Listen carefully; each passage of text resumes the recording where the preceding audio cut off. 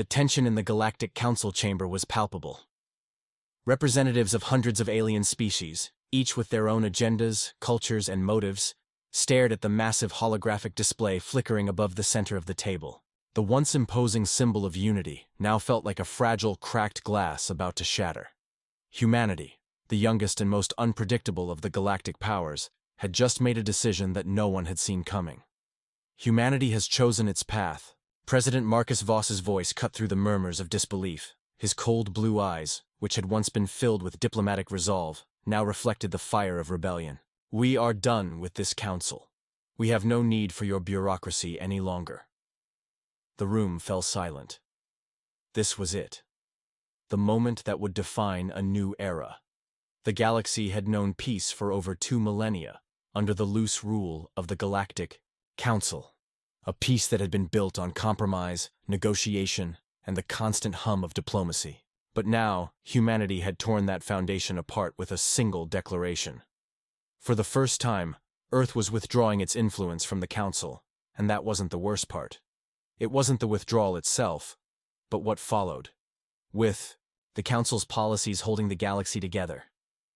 Humanity's decision was the equivalent of removing the keystone from a crumbling arch. Before we jump into this epic tale, subscribe to HFY Chronicles for the most intense sci-fi battles, legendary warriors, and universe-shaking wars. Don't miss out. Hit that subscribe button and join the fight. The representatives, a mix of insectoid beings, reptilian warlords, and elegant, shimmering humanoids, turned to one another, confusion and anger painting their faces. This wasn't supposed to happen. The Galactic Council had seen humanity as a promising but unpredictable newcomer, too young to understand the weight of galactic politics, but their military might and resourcefulness had earned them a seat. Yet now, Earth had gone too far. Not just in leaving, but in what they were threatening to do next, the weaponization of their very presence.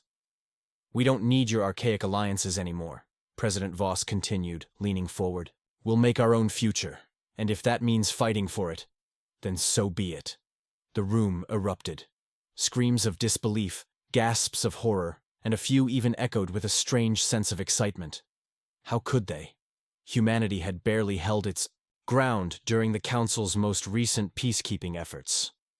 Now, they were willing to give it all up in a single stroke? Across the galaxy, word spread like wildfire. The communications network buzzed with heated discussions. The Council was crumbling. Humanity was not just withdrawing. They were preparing for something much worse. A delegation of the Council's highest military advisors, Ankara from the Zartho, Dominion, Zelek of the Certain Reptiles, and the calm but calculating AI entity known only as 7-7, huddled together in their war room, a dimly lit chamber that pulsed with the hum of cybernetic life. What do we do now? Ankara hissed, her sharp mandibles clicking nervously. Humanity is not playing by the rules anymore. They know the consequences of their actions. They know we can't allow this. We need to act fast, Zelek growled, his armored body bristling with anticipation. They're already mobilizing their fleets. The entire galaxy will be at war if we let them follow through. But it wasn't just about military might. The political ramifications were more complex. The Galactic Council had always relied on diplomacy to resolve conflicts, but humanity's sudden decision to abandon that path left them with only one option: force.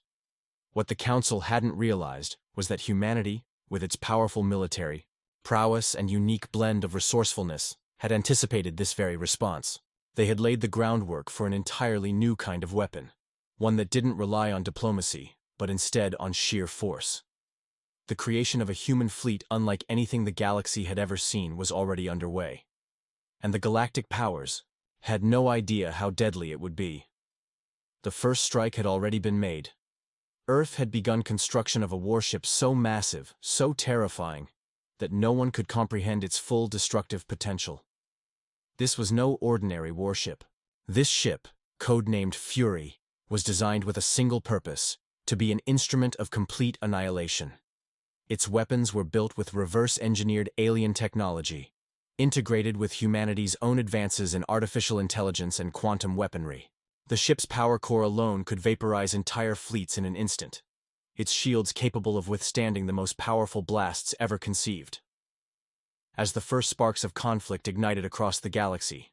Earth was no longer begging for peace. They were demanding respect, or else they would take it by force. What had once been the bright beacon of unity in the galaxy, the Galactic Council, was now facing its greatest challenge. And no one, not even the most powerful of the galactic leaders, knew what would come next. The first signs of Earth's defiance echoed not from speeches or declarations, but from space itself. 3 standard days after President Voss severed diplomatic ties with the Galactic Council, a deep space probe belonging to the Varelian Enclave vanished near the edge of the Ilarian expanse. Its last transmission was a garbled blur of static, punctuated by a blinding flash of light and a single word, Fury, scrambled in the data stream. The Council initially dismissed it as a malfunction, but then 2 more probes disappeared in the same region. When a certain scout vessel, cloaked and embedded with multispectrum sensors, went dark without even a distress signal, the galaxy stopped pretending. This was no glitch in their systems. Humanity had just drawn a new border, and no one was welcome to cross it. The Council's panic turned to paranoia. They assembled an emergency summit, the likes of which hadn't been called in over 1,000 cycles. Delegates streamed into the orbiting bastion station Oryx Prime, orbiting the Council's artificial moon, Thelis 9. The chamber was alive with urgent tension, the delegates buzzing in 100 languages, dialects, and encrypted code streams. Voss didn't attend. Instead, he sent a signal. A tight beam message encoded in an ancient Terran language no translator could easily crack. When it was decrypted, the message was simple. We warned you. Stay out of our space, or we'll show you what war really looks like. What terrified the Council wasn't just the arrogance of the statement. It was the precision. Only human intelligence services could have known how to exploit the gaps in their translation systems. Earth had evolved, and it had done so rapidly, advancing through the linguistic, digital, and military strata of the known universe with a speed that defied expectation. No other species had adapted this quickly. It wasn't just human ambition, it was human strategy. In secret, the Council's top analysts ran probability simulations.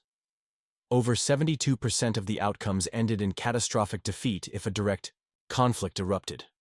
The Fury project was more than a myth now.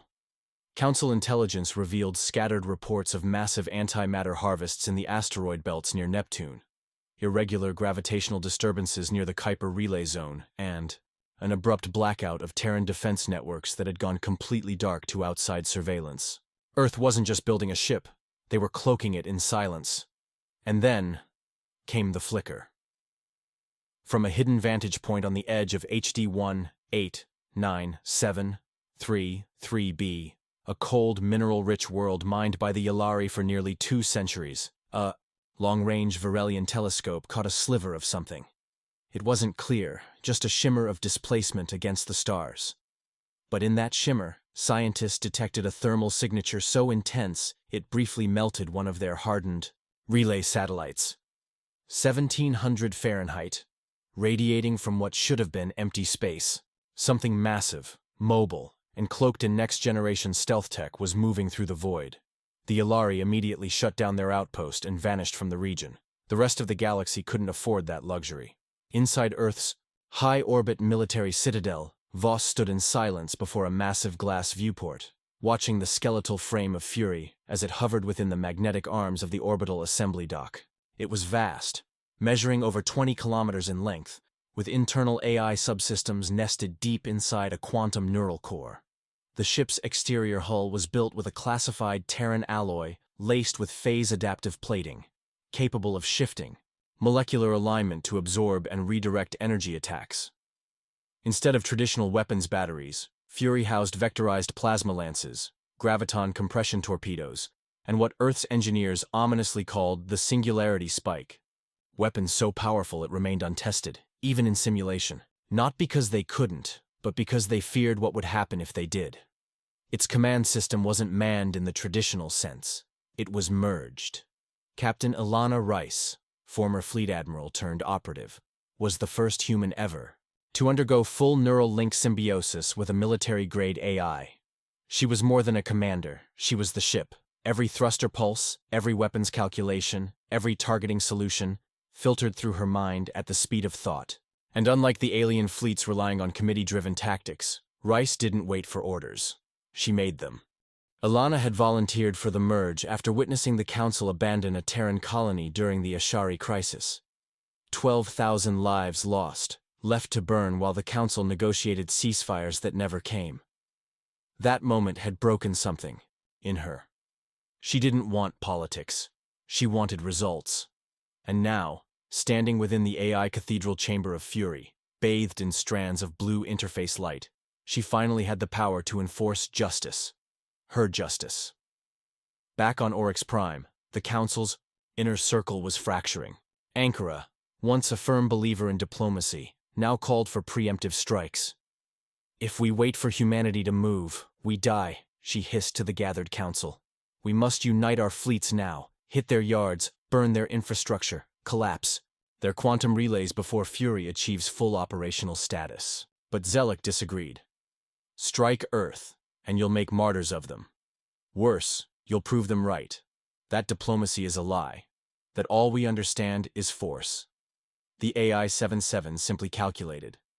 Probability of containment now stands at 18%. Escalation is inevitable. Recommend we adapt to a defensive posture and prepare for the first engagement. But Earth had no intention of giving them that luxury. They weren't going to wait. Not anymore. Because somewhere beyond the edge of the Council's reach, Fury was waking up, and it wasn't coming alone. The galaxy was about to learn a hard truth.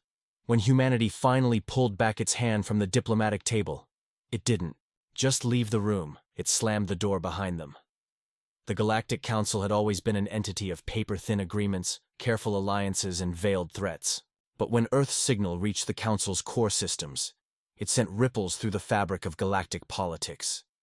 A species that had once only been a distant player, a chaotic mix of fractious nations and unpredictable motives, had suddenly become a force of nature. And as Fury powered up in Earth's orbit, that force was preparing to make its move. The galaxy's reaction was chaotic, to say the least. For centuries, the Council had maintained a delicate balance, ensuring no one species rose above the rest in power or influence. But humans had disrupted that balance in ways no one expected. The warships they now fielded were nothing like the crude designs of their primitive ancestors. These were ships born from the cutting-edge integration of artificial intelligence, quantum fabricators, and human ingenuity, a fusion of mind and machine capable of reshaping the battlefield in seconds. Captain Ilana Rice had been in command of many missions, but none like this. She had crossed the threshold between human and machine in a way that was no longer reversible. To her, Fury was not just a ship, it was a living, breathing entity. When she piloted it, her mind became intertwined with its neural pathways, each decision echoing across every deck, every weapon, every reactor core. She could feel the hum of the engines as if they were her heartbeat, the sharp crackle of the plasma weapons as though it was her own hand releasing them. Fury wasn't just powered by the ship's AI, it was powered by her will, her instincts, her unyielding desire to show the galaxy what humanity could accomplish when it stopped begging for permission. As the Fury launched its first high-orbit test sequence, the Council's deep space surveillance network finally caught a glimpse of its true capabilities. It wasn't just the size or the weapons that terrified them. It was the ship's ability to vanish, to warp space around it. The quantum stealth system integrated into the hull wasn't just cloaking the ship. It was manipulating gravity fields, bending light and sound to create perfect invisibility, even to the most advanced detection methods. When the ship fired its first graviton compression torpedo, the blast didn't just annihilate its target, it vaporized the entire region of space it had been aimed at, leaving behind nothing but an expanding void. Back on Earth, President Voss watched from his command center, his face unreadable. There was no joy in this moment, no victory, only resolve. He wasn't just fighting for his nation or his planet, but for the future of humanity itself. He'd warned them all. He'd begged the Council to listen, to respect Earth's sovereignty. But now, the game had changed, and there was no turning back. "We have to act," Voss said to his counselors, his voice steel. "We are not the underdogs anymore. We will not play by their rules. We'll make our own." Meanwhile, the Council was still trying to wrap their minds around the implications of humanity's decision. Zelek, the once pragmatic mediator of the Galactic Council, found himself pacing through the observation decks of Thelis 9. His thoughts were a whirl of frustration. The diplomatic avenues, the treaties, the gentle diplomacy, it was all meaningless. Now, Earth had thrown down the gauntlet, and their sheer audacity was something no one had expected. Ankara had always been more cynical, but even she could sense the growing danger. They've redefined the boundaries of this conflict. We can't just treat them like another insurgent race. Humanity. They think they're ready for this war. And they might be right. But we are prepared for war. Zelek muttered, a grim determination creeping into his voice. Their ships don't stand a chance against the combined might of the fleets. But deep down, even Zelek knew the truth. The Council's fleets were vast, formidable even. But humanity had something no one else in the galaxy had ever been. Able to harness their unpredictability. Their ability to take the impossible, the unimaginable, and turn it into something tangible. If humanity had truly abandoned diplomacy, then the galaxy was about to see a new kind of war. One that would tear apart the rules they'd all built their civilization upon. As the tensions escalated, every race within the Council began to choose sides. Some, like the Varelians, called for immediate action. They were the first to mobilize their fleets, hoping to strike at Earth before Fury was fully operational. They believed that overwhelming force would break humanity's will. Others, like the Anduri, tried to warn of the dangers of underestimating Earth. They had observed humanity's explosive technological leap in the past century, and were beginning to fear that they had entered a new age, one where they could no longer be reasoned with. They were looking at something more primal than diplomacy.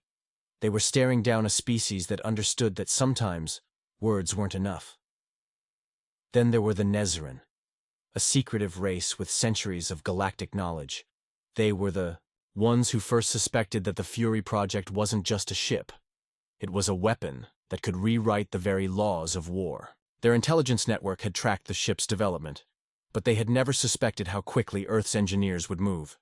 Their high command had stayed silent, as though waiting for the right moment to tip the scales of galactic power in their favor. In the shadows of all this, Ilana Rice stood on the bridge of Fury, watching as the first wave of Council ships began to move. Her orders were clear. Engage when the time was right, but don't fire unless provoked. But in her mind, a dangerous thought began to fester. Was it time to provoke them? The countdown was ticking. Fury wasn't just a warship, it was a symbol, a declaration. Humanity was done with negotiation. They had taken the final step into the unknown, and no one, absolutely no one, was prepared for what came next. The tension in the galaxy had reached a boiling point, and the first shot was about to be fired. Humanity had made its decision. Diplomacy was no longer an option. The Galactic Council, once a place of fragile agreements and political maneuvering, now found itself staring down the barrel of humanity's defiance. And at the center of this storm, Captain Ilana Rice felt a chilling sense of purpose.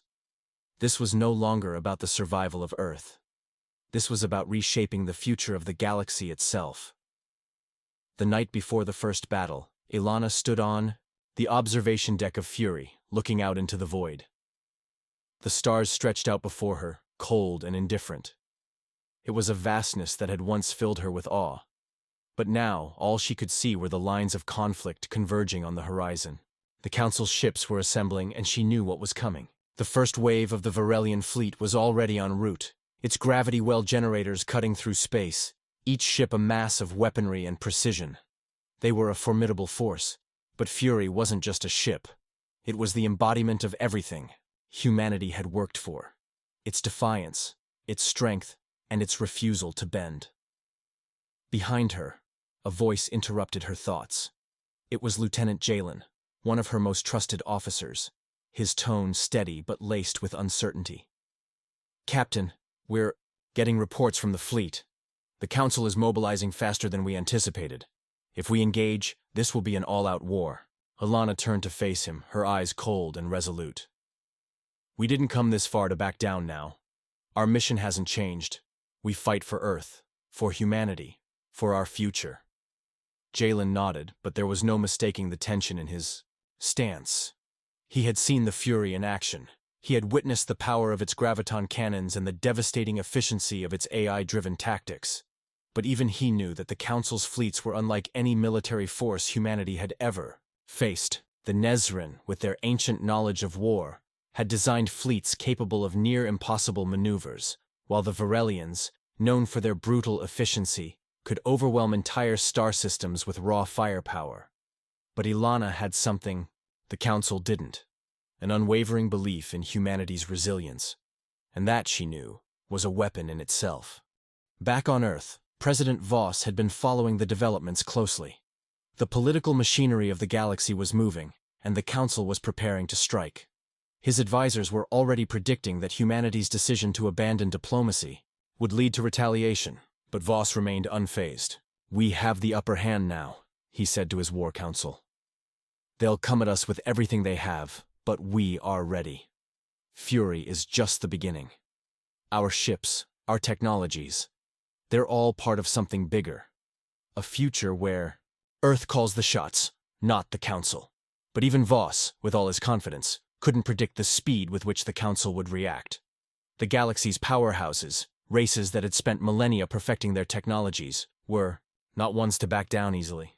The Varelians, who had seen their fleets as invincible, were already crossing the border into Earth's space, their warships gleaming under the light of distant stars.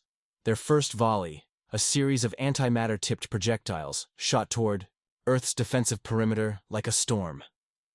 Ilana felt a shudder ripple through the Fury as the first wave of attacks hit Earth's outer defenses. The shockwaves reverberated through the hull, but the ship held firm. The shields, powered by quantum flux reactors, flared to life, absorbing the blows with precision. She could feel the hum of the energy fields as they resonated through the ship, their resonance almost like a living thing. Her fingers flew over the controls, and in that moment, her bond with Fury was complete. "Fire!" she commanded, her voice sharp and clear. Her mind was already processing the calculations, the trajectories, the exact moment when the Council ships would be within range. She wasn't just fighting with technology, she was thinking several steps ahead, anticipating every move the enemy would make. Fury responded instantly, its quantum graviton cannons powering up with a low, resonating hum. A flash of light tore through the blackness of space, and the first Varelian warship vanished in a single blinding pulse. There was no explosion, only a perfect, unbroken silence. The ship was simply gone, erased from existence. The shock of the weapon's power reverberated across the battlefield, sending the rest of the Varelian fleet into disarray. But the Varelians were not easily defeated. Within moments, their command ship, Dread Sovereign, a behemoth of steel and fire, began to move into a new formation, signaling the beginning of their counterattack. A series of energy pulses erupted from the massive vessel, each one aimed at disabling Fury's quantum engines. The strategy was clear: neutralize the ship that had just taken out their flagship, and the rest of humanity's fleet would fall in line. Ilana's heart pounded, but her expression remained unwavering. She had anticipated this. The Varelians would retaliate, but they didn't understand the full power of humanity's new weapon. "Activate the pulse shield," she ordered, her voice steady. The Fury's energy fields hummed again, but this time they expanded outward in a ripple, creating a bubble of protective energy around the ship. The Varelian energy pulses slammed into the shield, but instead of disabling it, the pulses were absorbed and reflected back at the attacking fleet. The result was chaos. Several Varelian ships were caught in their own blasts, their hulls shattering, under the force of their own firepower. It was a devastating counterattack, and it sent shockwaves through the enemy lines. But this was only the beginning. The Council, now fully aware of the power that Earth wielded, would respond with everything they had. The galaxy would see humanity's decision to abandon diplomacy not as a simple betrayal, but as a declaration of war on a scale that no one had ever imagined. The battle had just begun, and Ilana knew that the stakes were higher than ever. But she also knew one thing: humanity had crossed the point of no return. The Galactic Council would never be the same again, and neither would the galaxy.